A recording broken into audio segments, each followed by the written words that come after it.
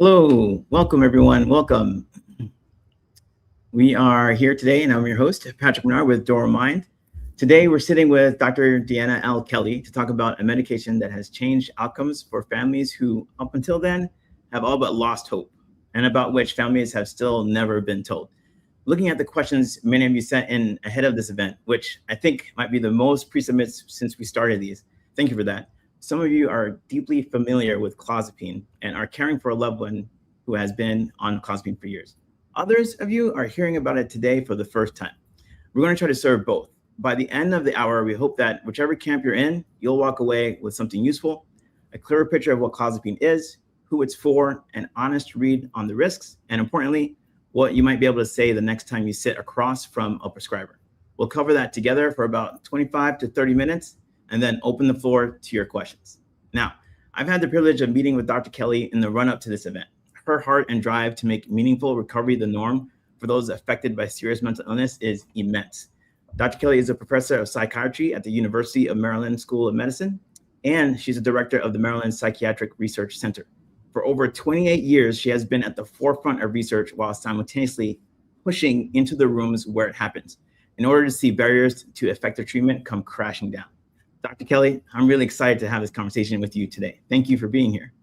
Patrick, so nice to talk to you. I'm so glad to be here today. And speaking of camps, you said camps. I want you to know, everyone to know that clozapine and clozapine are the same thing. Half the people say clozapine, which I do, and you say clozapine. So it's just so we know out there, the two camps exist. Awesome. Yeah, that's perfect. Thank you for sharing that bit. Before we dive into the main topic of the evening, and for the sake of those who might be hearing about or confronted with psychosis for the first time, can you share a bit about what psychosis is and why it is so life-altering to the individuals and families affected? Yeah, I mean, this is so hard to capture in just a small amount of time, and many people out there probably are living this. And so, just broadly, psychosis is a condition in which a person loses connection with reality. So people could hear things that aren't there or see things that aren't there, but they can also strongly believe things that are they believe to be true that are not true, like delusions, thinking something is true when it's not. People can have disorganized thinking. And so it's trouble communicating every day, or even functioning can be very difficult because of that. Those are what we call positive symptoms, like hallucinations and delusions, what I was just speaking of. But then, many people experience, and a lot of people out there know this, negative symptoms are where people have emotional withdrawal. They lose their motivation, reduced expression, more socially isolated. And that's a big problem. Family members don't want to come out of their rooms. They don't want to interact. It's really hard to become motivated, and it's hard to understand that that's part of the illness. It erodes their ability to work, function, maintains relationships. It gets in the way of all of that, and it's really hard for families, and it's hard to sort of to deal with that. It's not about it's difficult having this altered perception of the world, but you also lose your sort of identity and this trust and this connection with around you. And people, those are all things people experience. But many people who have psychosis or schizophrenia are very different than others. And so not everybody looks the exact same. We're trying to understand why people are different, but it's a health condition. It's a brain disorder. It's nothing that anyone's done in parenting. It's nothing that anyone's done in their lives wrong or anything. This is a disease and a disorder that occurs, unfortunately, and that's just a sort of an idea of what psychosis is. Wow, and that sounds like incredibly challenging, and effective treatment has all the impact in the world as a result. With that said, what is clozapine, and when does it become the right thing for a family to consider? Yeah, good question. So it's an antipsychotic medication. It is considered the most effective antipsychotic medication we have. And an antipsychotic is the name for a group of medications that do work for people who have psychosis. And that's just where that name came from, antipsychotic. People can call them lots of things, but broadly, that's what it is. It is labeled by our Food and Drug Administration for treatment-resistant schizophrenia. Treatment-resistant schizophrenia is considered for people who have failed two trials. However, there's a lot of emerging data to suggest we should be using this in as care as early as we can. But also I want to point out, I know you asked me lots of questions about it, but I want to point out before I forget to, since you asked what it is, it's also anti-suicidal. So it's approved in our country for the treatment of suicidal behavior as well. And we often forget that. And that's just not in treatment-resistant schizophrenia. That's in anyone who might have psychosis or schizophrenia who is exhibiting suicidal behaviors. But it has other potential ways it works, and for things it works as well. But also, but as you know, that generally it's for treatment-resistant schizophrenia. Early as we can start to use it, and then for suicidal behavior. Wow. Yeah. That sounds like a lot that it can actually do an impact. Can you share a little bit about what clozapine does that other antipsychotic medications do not? Yeah, no, good question. On how it exactly works, I can't answer that because none of us know for sure. That we've actually been searching. It's the holy grail to sort of understand why is this medication different than all the other medications. But what we do know that is different about it. So we know that it works differently. We just don't know exactly how that is. And we wish we did. We wish we did. But it actually is more effective of keeping people out of the hospital, which is really important. People stay on this medication longer than they often stay on other antipsychotic medications. It puts a higher chance of people going back to school and recovering than the other antipsychotics that are out there. Are some of the unique differences about this medication. Wow. Yeah. Wow. That sounds like a clear, distinct contrast. Can you tell me a little bit about how long clozapine has been around, and maybe the short history of how it became the medication of last resort as opposed to the next resort? Yeah, good questions. All right, so it's not a short history; it's actually a really long history. And this medication actually was one of our first antipsychotics. It was really introduced in the 70s after sort of thorazine and chlorpromazine, but it went off the market. And because there were a few people in Finland who had some side effects. We'll talk about that later with it, which have never been demonstrated since. But it came back on our market. Then because of these blood side effects, these differences that happen on a complete blood count with the neutrophils and other blood cells that went low in these patients in Finland. It came back on the market in the United States in 1989 after a long time sort of being off because it was superior. We knew this was a really good medication, but it was reintroduced by the FDA in 1989 along with having mandatory blood monitoring because of this situation that had happened years prior in Finland. And so this was designed to set up to be safety. And this was in 89. This was a long time ago. This is more than 30 years ago, almost 40 years ago that we had been monitored. But we've now had over 40 years of continuous experience to be able to utilize this medication. But you ask about this last resort, and that's, I talk about this a lot. In essence, in all the guidelines that are out there, this includes the American Psychiatric Association guidelines, many worldwide guidelines, clozapine is slated to be the first line agent for treatment-resistant schizophrenia.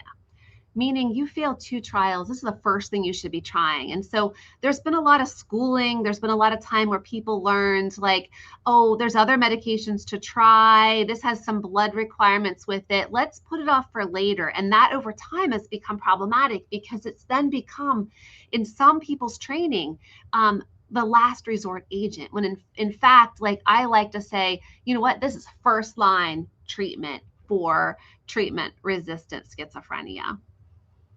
Wow. And the other thing about that is some of the reasons that's happened is because clozapine was out in the late 1980s into the 1990s, but that's a time when all our other antipsychotics, the second generation antipsychotics like risperidone, olanzapine, quetiapine, all came onto market, and they were new marketed drugs by pharmaceutical companies that were, had produced these, had money for research and development, had money for marketing, and the field didn't know that clozapine was superior to those at the time. And so, to be fair, everyone was marketing and using these new medications. So a lot of prescribers that were younger learned to use those new medications, and clozapine was sort of in the background.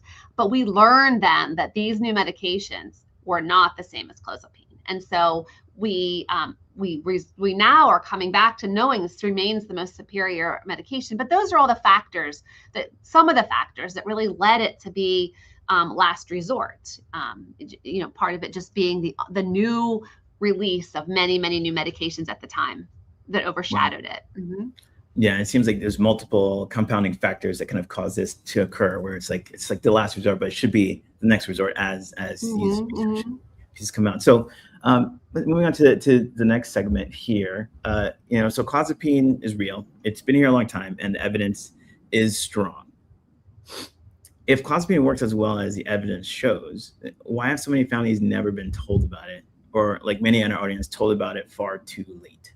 Yeah, I mean, there's lots of reasons too, but one of them is time. It takes some time to talk about it, right? We need to talk about best case scenarios, best medication, shared decision making with families, like what are the options? And when people are in busy offices, unfortunately, our system in the United States for caring for people in all aspects of healthcare is short. It's hard to get into specialists. It's hard to get in to see people. You all are listening to me saying, oh my gosh, I had to wait for a psychiatrist forever. Like, it's hard and it's like broken and it's difficult. And then when you get in, you get a short period of time.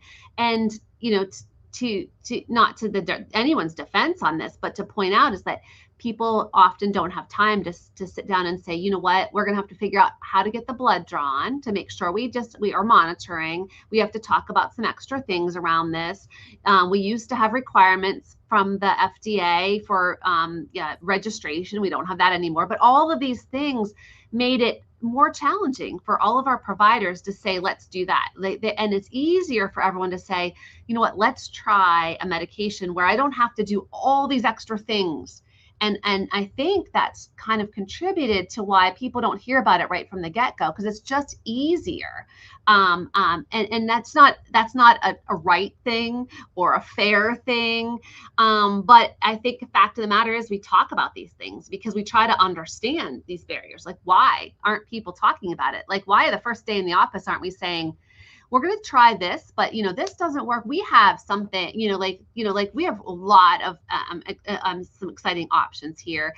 Or be talking about it right from the get-go. Is that not saying later, well, you failed everything else, so like I have a last resort agent. That's not the way to go about it. But it's challenging because time is one of those things. Training, people aren't often trained, on how to use it exactly. And so it's out of their comfort zone. When something's out of your comfort zone, it's easier not to talk about it. And I find that a lot of times that people say to me, physicians will say to me when I call them about a patient, they'll say, well, I want them to be on clozapine, but if you prescribe it, if your team does it, I'm on board, but I don't know if I can do it. And it's just the fact of the matter. Those are things we're working on as a field. Those are some of the things I've been working on for years to try to break these barriers. But anyhow, those are some of my thoughts. There's lots of reasons people don't use it. I mean, side effects are real. We have to pay attention to side effects too.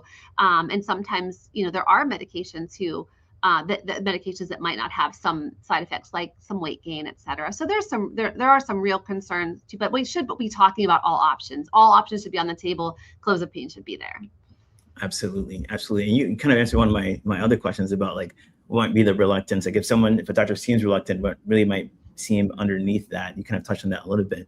So maybe ask this other one. You mentioned in the past, even when we were talking in some of your other talks as well, that the risks of clozapine are slightly exaggerated. What do you mean by that? And where does the exaggeration come from? Yeah, and I think more about that. I talk about the white blood cell count, the neutrophils, which is one type of white blood cell that are really important to fight off infections. We don't want them to be too low, and we don't want them to bottom out by any means. But we've become a society where because we had to monitor, because we've been required by the FDA to put in these values and to monitor people really closely, our mindset has been, there's neutropenia, which is a term for these low neutrophils or white blood cell count. We're worried about neutropenia. We're worried about severe neutropenia or agranulocytosis, which happens in a very small amount of people. But we've been overly concerned about that when there are other side effects that actually are more or occur like higher or even more problematic. But we've been really in this mindset of having this focus on neutrophils, when in fact, Severe neutropenia, which is when someone would have a problem and they would bottom out and go too low, occurs less than 1%. So if you think about that, less than 1% is like, we're looking at 0.8%, possibly 0.4, 0.5%, half of a percent, up to maximum 1% people will have this. That's low. And if you think about, if you know the data, and you can even look up on the FDA website and see like the medication amoxicillin, which is an antibiotic you might have all taken for ear infection or a sore throat, or with strep throat. It's higher. And so it's important that we don't dismiss that we shouldn't be monitoring, especially, but this side effect really occurs in the first 18 weeks. And after that, it's such a low risk. It's much lower than even the 0.5%. So we do, if our monitoring guidelines suggest that we continue to monitor people a year, 2 years, 3 years, 4 years. And so when I say we're overestimating this risk, there's no scientific evidence that monitoring every month for years has any scientific basis behind it. So that's why I'm saying, like, we have to really be smart about the science, knowing where the risk is, really talking about that, and doing our best to overcome extra barriers that we put in place ourselves when we need to be paying attention to where our risks are. There are other risks, like constipation, or there's a rare risk of some cardiac effects that we have to pay attention to. We have to pay attention to all of it, but we have overestimated the whole neutropenia, and that has led to people really worried about using it. And we just got to overcome that and let people know the real risks of what it is and what we need to do. Absolutely. It kind of reminds me of the book Freakonomics. It was talking about where people are kind of afraid of certain things that aren't actually as bad, such as somebody having a pool in their home is actually more dangerous than having other things in the home. But because the other things are more gory in the mind of an individual, they won't have that, but they will have the pool, which is statistically more dangerous, right? And there's studies out there that actually show. I mean, I haven't talked about these studies in a while, but I know in some of my earlier presentations I gave, it was data actually interviewing providers in US and Europe, et cetera, and they asked them what the risk of this severe neutropenia or agranulocytosis was, and many people think that it's over 1%. Many people think that it's higher. I have seen in the past articles, that not recently, but in the past, where people have actually referenced higher rates than that. And so, but the other thing is that when we talk about severe neutropenia, that's really dropping low. The idea of just neutropenia, I think it's worthwhile just to state it. Neutropenia just means a lowering of your white blood cell count. And some people can have neutropenia. Everyone's neutrophils fluctuate for a variety of things. If you get an infection, sometimes they'll go up. And in rare things like cancer, et cetera, they change too. So they are indicative, but in a daily basis, people's neutrophils can come up and down a little bit. And so people can have neutropenia, and we can talk about different populations. We'll talk a little about different populations in a few minutes, but that doesn't mean if they drop a little bit one day and come up that they're going to have severe neutropenia. We just have to, I've spent a lot of time trying to make sure that we are paying attention to that, not overacting, holding the course, steady, and redrawing when we need to, when things don't look right, et cetera. But severe neutropenia is rare. It's less than 1%. Mm-hmm. That's a great segue into a discussion more about barriers. And you've touched on barriers in some of the few sections earlier. And you're also speaking very specifically about neutropenia. And that's where a lot of your research has been. Can you talk a little bit more about these barriers and mapping? And can you walk us through how folks not being aware of these barriers, especially the ones where families don't see from the outside, how that can be dangerous to people?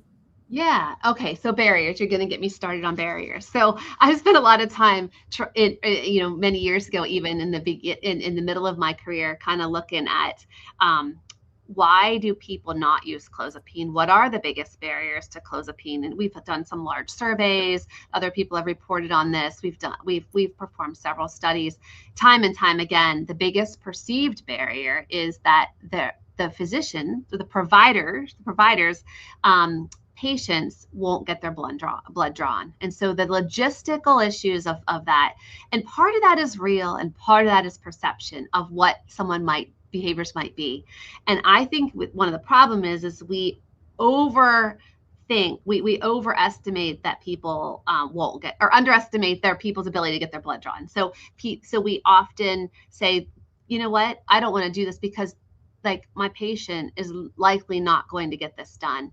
And a lot of times people say that when people are very savvy at this and families are very good. They, if that's all it is to figure out that logistical issue, it's really not going to be a barrier. And there are other ways to overcome that barrier as well. But that's why I wanted to spend time on the word perception, because one logistical issues is the perception that people won't abide by, like the blood draws and the guidance around that.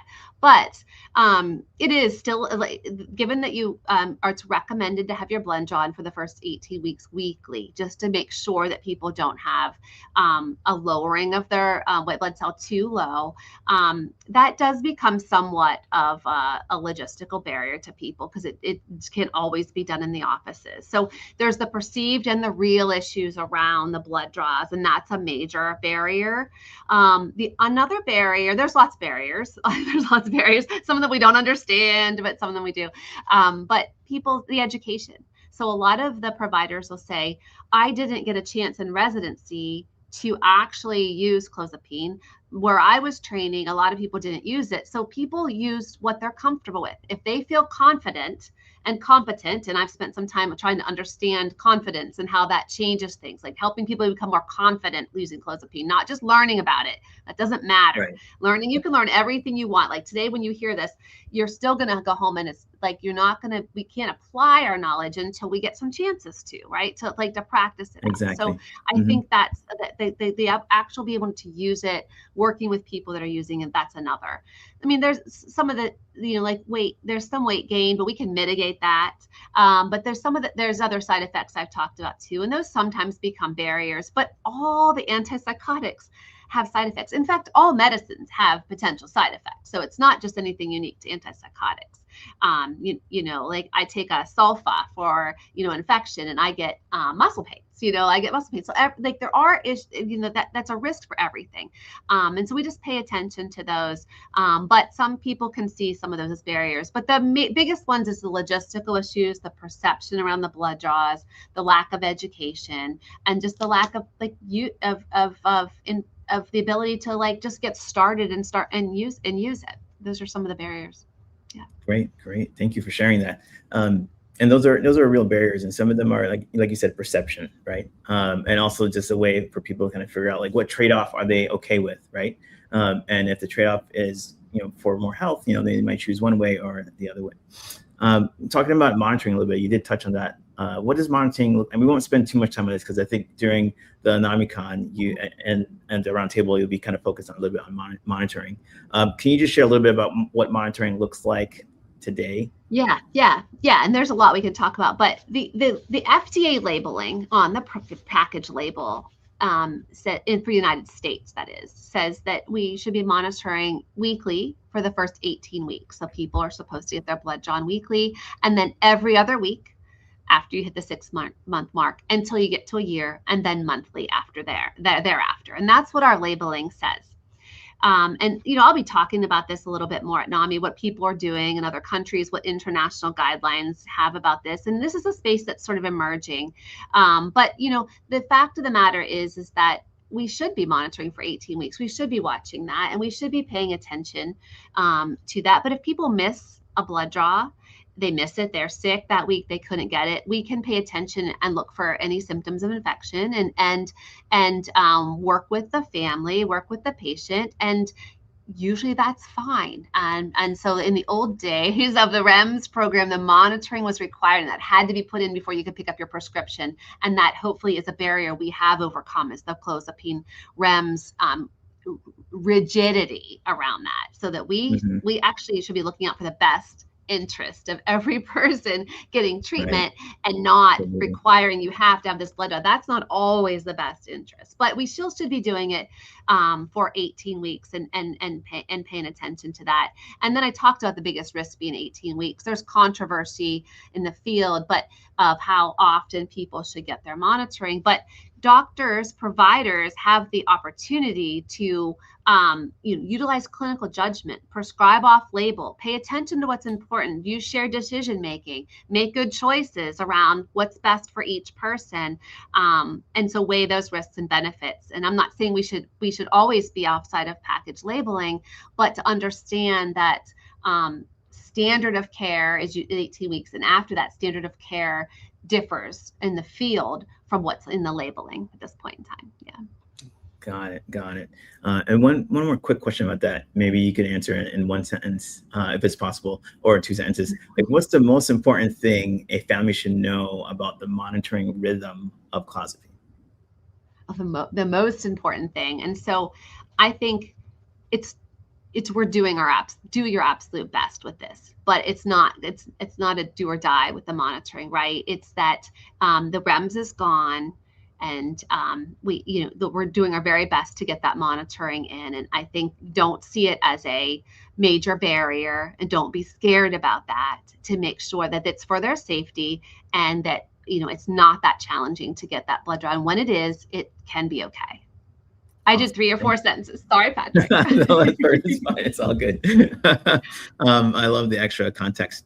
So let's talk about what families can do with this information. And we're going to talk about like 3 different people at 3 different parts of their journey. So say if an individual or caregiver is watching today and thinks that this might be worth asking their loved one's doctor about, what's the conversation that they should walk in ready to have? Yeah, no, that's a really good question. I think you have some sense already, like this is a medication that works really well. You probably have someone in your life who is on another antipsychotic at this point. Are they doing optimal? Are they doing the best that you think they can do? The answer is probably not.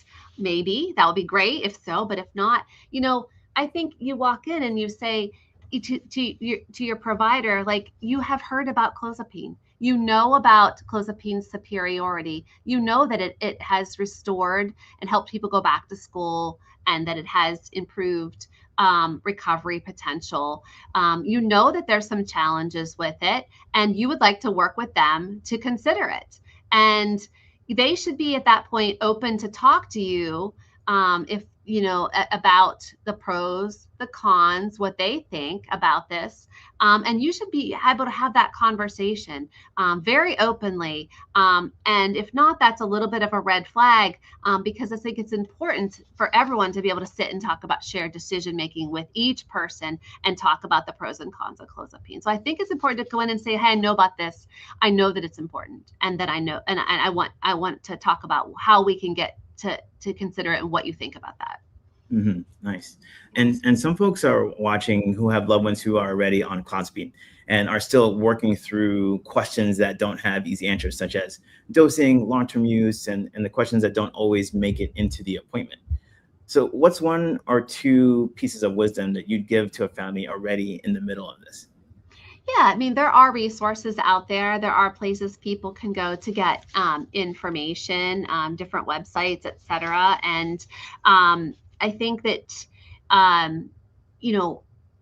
making sure that if you have any issues with clozapine, if you're having a side effect or something, don't just stop it. Don't stop the medication.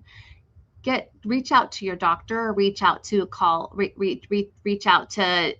your pharmacist, reach out to those around you on the healthcare team to try to get information. Anyone can always, if they have a quick information call, they can always reach out to me too. I will answer everybody that comes out. I have, many of you out there might have talked to me, but we don't want it to stop. We want people to continue on their medication. And so if side effects occur, we can mitigate those. So hang in there. Like, we need to get to a good dose, a good blood level. We monitor blood levels. And if it's not working to full potential, we need to make sure it's optimized, and make sure with the doctor that we check, or your provider that you check the blood levels and see where they're at. But even if you're not doing as well as you think you should be doing right off the bat, there's lots of things to make sure people are taking it. They have a good blood level. There's not other things interacting with it. The side effects are minimized, and there's time. Sometimes people do better over a little bit more time.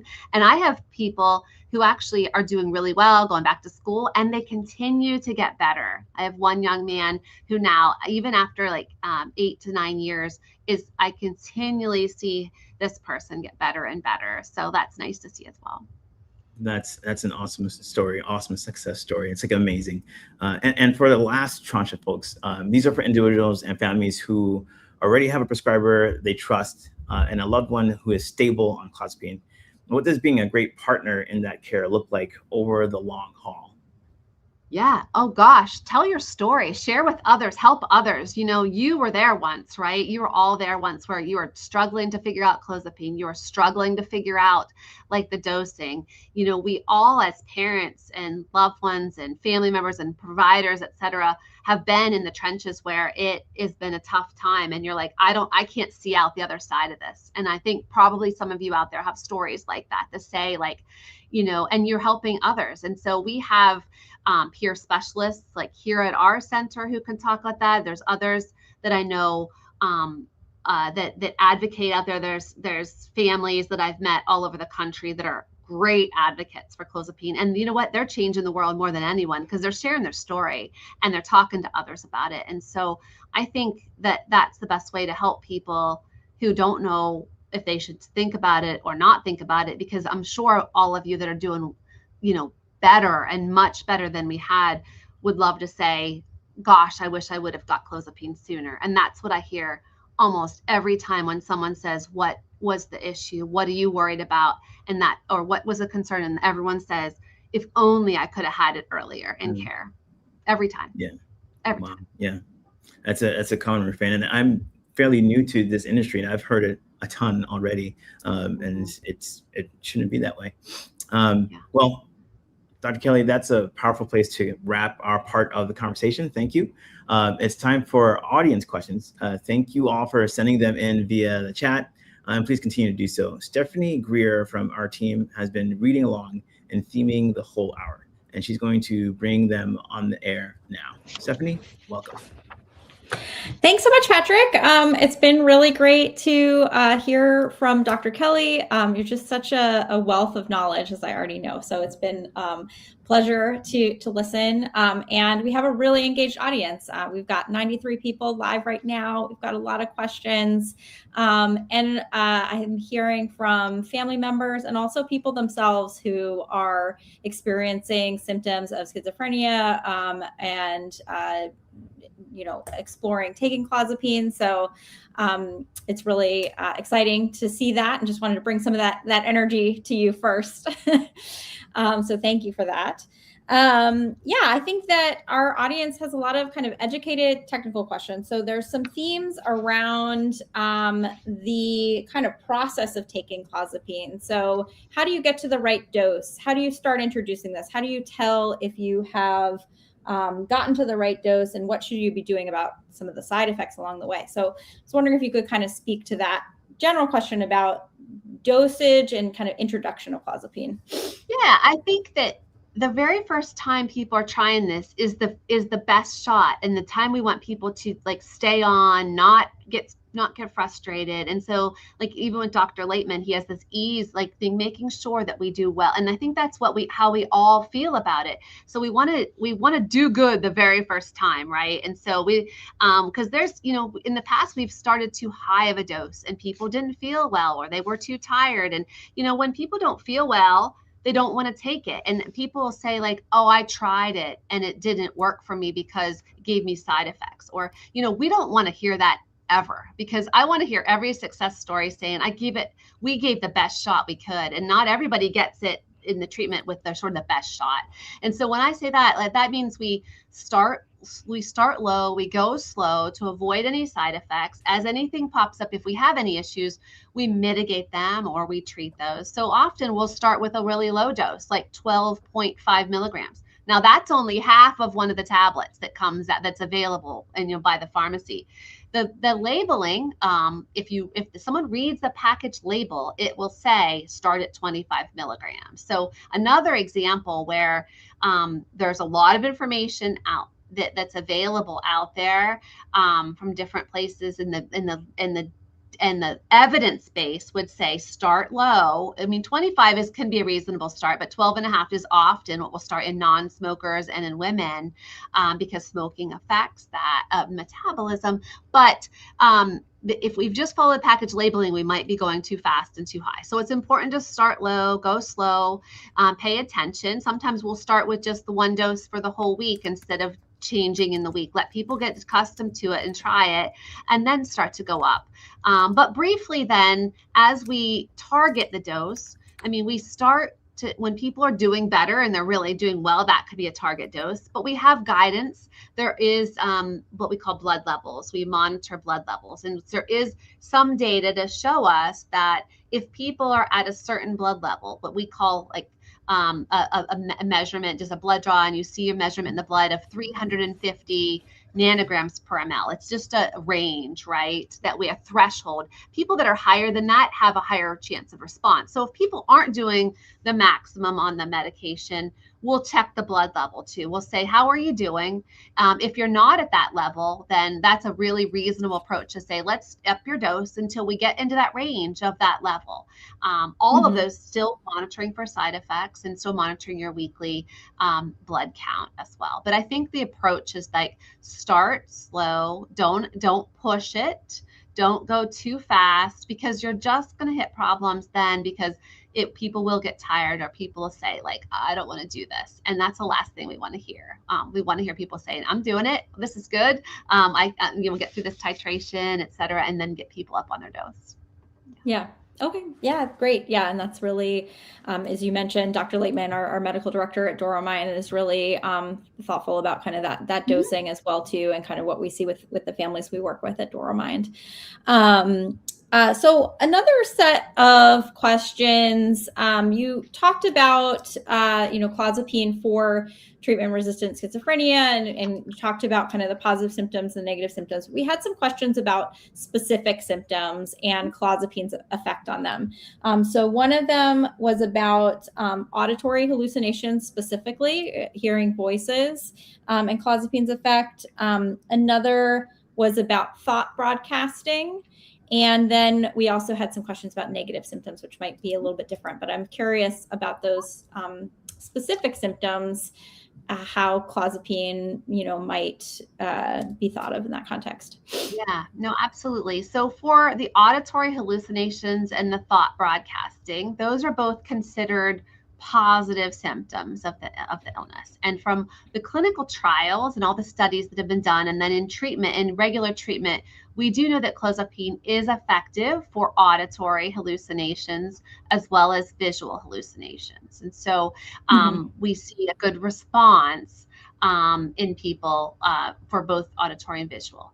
Thought broadcasting is a very specific symptom that happens, and it's in the realm of the positive symptoms. And within the clinical trials, things like thought broadcasting and even delusions, et cetera, have also improved. And so I think there's good hope for all of those symptoms to get better. Now, thought broadcasting and hallucinations might not go completely away, but they might be very minimal, that they're not distressing, that what you see or what you hear may now be out muffled, or it might be way out of it might not be as loud. It was right here, and I couldn't focus on that, and then it became just like a small amount, that I can deal with that. It's not so distressing for me. And then some of these other symptoms can be very distressing, like having people to read your thoughts, or seeing, or having the TV speak to you. All kinds of these other could be very, very distressing and bizarre at times. But the thought broadcasting, those kind of things do respond. Negative symptoms, it's a little bit more challenging. And so there's there's a mixed bag on this. Certainly there's what we call primary negative symptoms and secondary negative symptoms.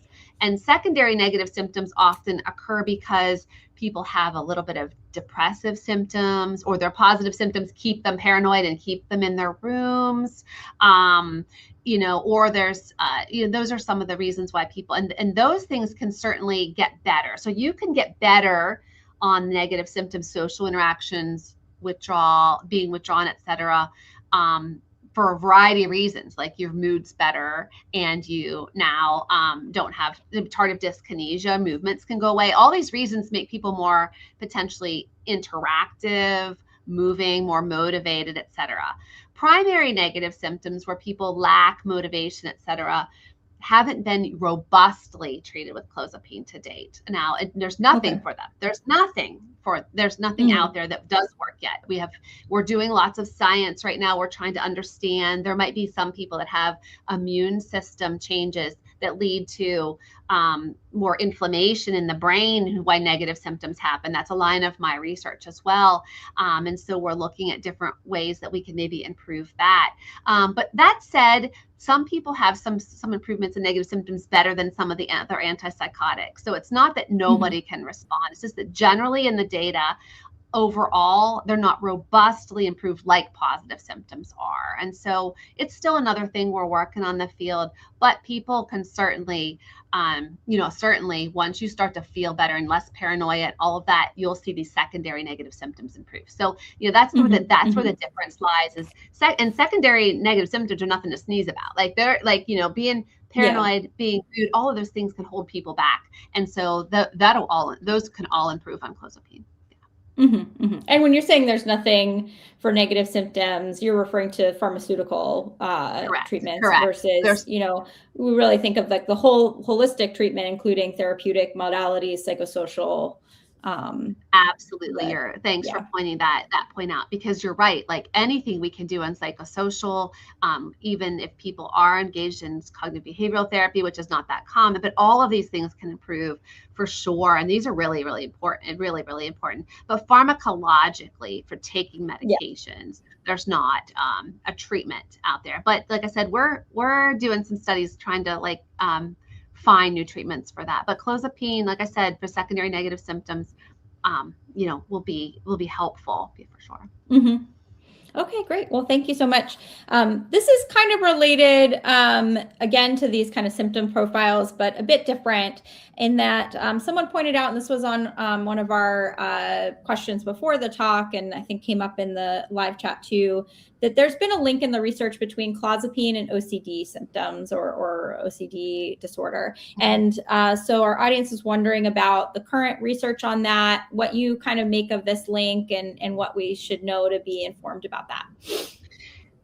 Yeah, I really haven't seen much of this, but there are certainly in the literature, and there are case reports of people developing obsessive compulsive disorder like symptoms on clozapine. This is not very common, so it's not really well studied because there's not really a population to study, if that makes sense, and it's not a big active area of research. So I don't have a lot of information on why this happens or what is coming from this. It probably has something to do with the dopamine signaling. This is a neurotransmitter in the brain and how that changes when you're on clozapine. I typically, as we talk about even side effects, I often don't bring OCD symptoms up because I just see it so infrequently. But it's something if people do start to talk about or families notice that, then we do have to pay attention to that. And so I just don't have any more. There's not a lot out there on the research front going with OCD symptoms, but I do have people say that they do have these types of the symptoms that occur. Yeah. Okay. Yeah, that makes sense. Always trying to keep the pulse on the latest. So I'm glad to hear it from you. We're also kind of, seeing some of this and kind of the same kind of, responses. Right. Okay. So let me switch gears a little bit from some of the symptoms and the treatment. And I want to read this question directly from someone who submitted this, because I love seeing questions from the perspective of the lived experience of the person, navigating this. So it says, as a patient who struggles with med compliance due to not feeling the need for medication, what are some motivation factors to keep in mind as I start Clozapine? I'm starting this week. My dad is nervous too, because he doesn't want me to quit the meds. Yeah. Oh gosh, this is a hard one because, I forgot to take my vitamin this morning, so this is hard. We all, we all forget. And so I think that, if something doesn't, if you don't feel an immediate effect from it, it's often hard to remember to take it. And sometimes we all think, do I really need to take this? Do I really need to finish this off or whatever? And I would say with your antipsychotics, of course, this person's saying they know they need to be taken, and that's important, is like you take, even if you don't feel like you should be taking it, the world will be so much different if you're not. Like, it's so important to take it. But how do you remember to take it? And and how do you feel motivated to do that?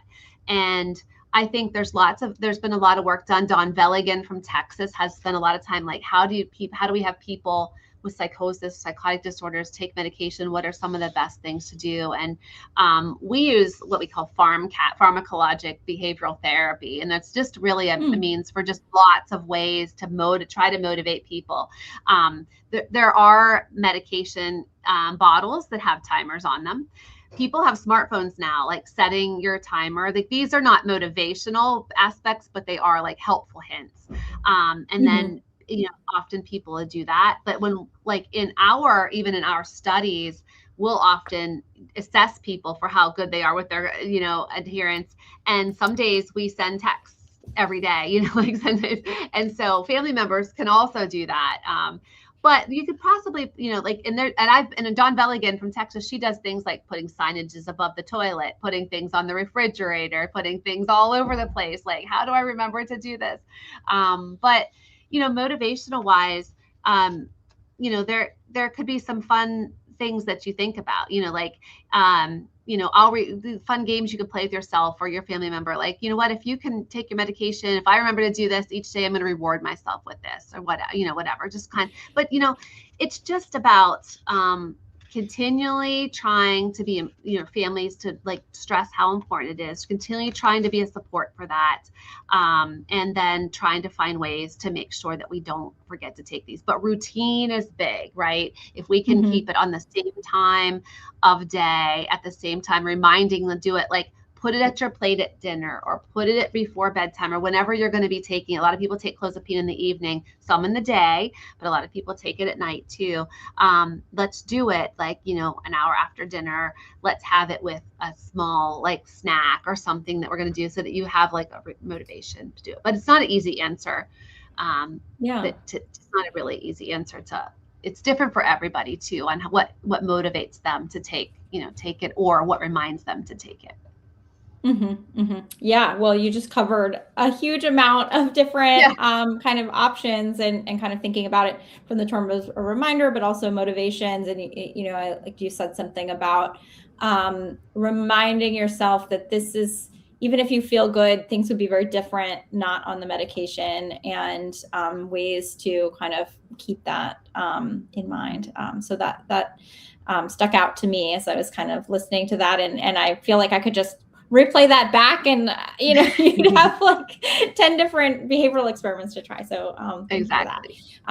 You mentioned taking Clozapine at night, and a couple people in the chat talked about sleeping hours. So some of that is, someone saying my daughter sleeps more than 12 hours a day. Is there a way to reduce sleeping hours? Can you talk about sleep and Clozapine and what people might expect and how to navigate that? Right. I've touched upon a little, and I mentioned about people taking it at night often is because sedation and drowsiness often is a side effect. And we can it's somewhat dose related. So giving the minimum dose to maintain it's working well and not being so sleepy. So we pay attention to that. And then dosing, it makes a difference. So like we used to dose it like 3 times a day or twice a day. And then people were super tired in the afternoon. And so giving it sometimes in the evening, like before dinner or right before bed. But sometimes people stay up late. Like I know that, like I'm a late person, my kids stay up super late. So if they just take it right before bed, it's going to push it clear up into the morning and they're going to feel drowsy in the morning. So like I often like to push it back, like right after dinner or with meals or something like that, or evening, so that you get some of that like 12 hours of, if it's like where it peaks overnight of the sedation sort of aspect.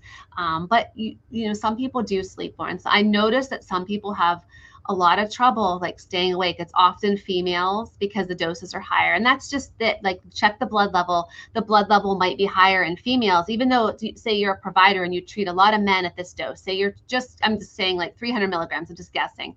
And that's often a dose that people are on. And sometimes that might be a little high for a female who's a non-smoker, who's really sensitive. And so their blood level might be higher than we anticipate. And we could probably back off that a little bit too. So like, it's just playing around a little bit to make sure. So speak up, tell your doctor, like, don't accept it completely that, like, this is the way I should be. If it's working and this is a dose I should be on. A lot of people can, don't want to speak up, but say like, hey, I'm really tired. Is there any way we can just do a blood level, or just go back on that dose just a little bit, or just switch it around in the evening, right? What hour might be better to cut back on that. But using light in the morning to wake up is helpful. Like usually they have alarm clocks that have lights on them now, like the bright light helps. And notice it's hard, it's hard, and teenagers in general and to young 20s are hard to wake up anyway. So that doesn't help because I have them. But I like to use strategies for just helping people wake up too. So that, because once you get moving and you're around, to get you into sleep, like sleep hygiene is so important. Don't use your phone at night. Put your phone away. Don't get up in the night, read your phone. No, don't do that the last thing before bed, because those lights and those phones keep your brain activated in ways they shouldn't. So like sleep hygiene is really, really important. I don't think we pay attention to that enough, but I know it still can be stating in others, and we try to use strategies to help people. Yeah, absolutely. Yeah, that makes a lot of sense. It's again kind of that wraparound support between kind of thinking about the way the medication is coming in, but also all the other things that we can do kind of in our lives and behaviors. Let's see, Patrick, do I have time for another question, or yes, you have time for probably one or two more questions. Okay. Well, we did have some questions about what if someone has tried clozapine and isn't feeling relief from it, or someone asked about weaning off clozapine, about kind of safety around that, or maybe also kind of understanding, would there be a time that we would change, or is that not what we expect with clozapine? Yeah, so we'll start with your first question about if people aren't getting the maximal effect. So first of all, we should make sure that we have a good blood level, we're taking the medication regularly, and that we've given it a good shot on the time period. Like we've given it a good chance to like work, 4 to 6 weeks, but sometimes 6, 8, or even 12 weeks if people aren't. Like give it a chance if you aren't seeing the maximum. Once we've maxed out that, unfortunately, there is a small population of people, which we are referring to in sort of the research world as ultra treatment resistant. It's a terminology that there's a small amount of people that might have a different underlying reason for their illness, might be a different mechanism than treatment resistant schizophrenia. And that's an area of active study. And we're trying to understand, is this a different type of, should we be developing treatments different in this population? But there are some strategies too that are already available. There are adjunct, people have tried adjunct aripiprazole with some success in people who haven't done. So they're, low dose, thoughtful planning, not just dump things on board, but making sure we maximize clozapine. Maximizing clozapine is the most important thing first, because often I'll find people aren't maximizing the dose, the blood level, all of that. But then lamotrigine or aripiprazole are some options. We have actually studied and have used the antibiotic minocycline in some of our people. None of these have a lot of evidence associated with them, but there are we get some people that do a little better with some of these different strategies. There are some review papers about people who haven't responded to clozapine, and they pretty much summarize the data with like aripiprazole, which is Abilify, or lamotrigine, which is Lamictal, or minocycline, which is an antibiotic. And those are a couple of the things. There are a few other things that people try, but there's not a lot of good evidence, and adding something onto clozapine acts a lot better. So I just want to point that out. And so maximizing is the first number one. Yep. Okay, and great. then what was you asked 2 other questions in there, and so tell me the second one again, because I just want to make sure. Well, someone was asking about weaning off clozapine. If that would be something to be considered, or what would you think about around the safety? I would first want to ask and say, why do we want to wean off? Is it side effects, or is it just because you don't need it? And I would be concerned that we would be weaning off on someone's been doing well. There's not a lot of evidence to suggest coming off medications is a good strategy for the long term, and clozapine especially. We've had some people who have had bad experiences coming off, and some of them weren't their choice. I think we published a case series of people who did really, really poorly after their doctors took them off because their white blood cell was a little low, et cetera. Situations where they probably shouldn't have been taken off. I think that when people start to come off, if they are coming off, there's some rebound symptoms that sometimes occur, and people feel a little worse sometimes doing that.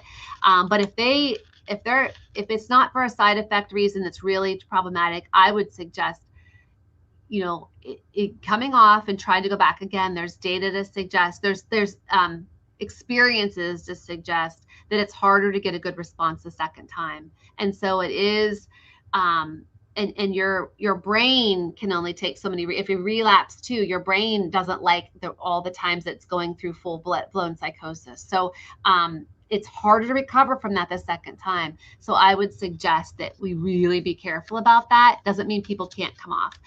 But I just want to point it out that it's not something I would recommend routinely, and working with your psychiatrist or your provider very carefully if you need to come off of it. But I would question, why do we want to do that? Because it's probably, we forget how well it's probably doing. And the second and third time around, it's harder to get the same response in some people. Mm-hmm. Yeah.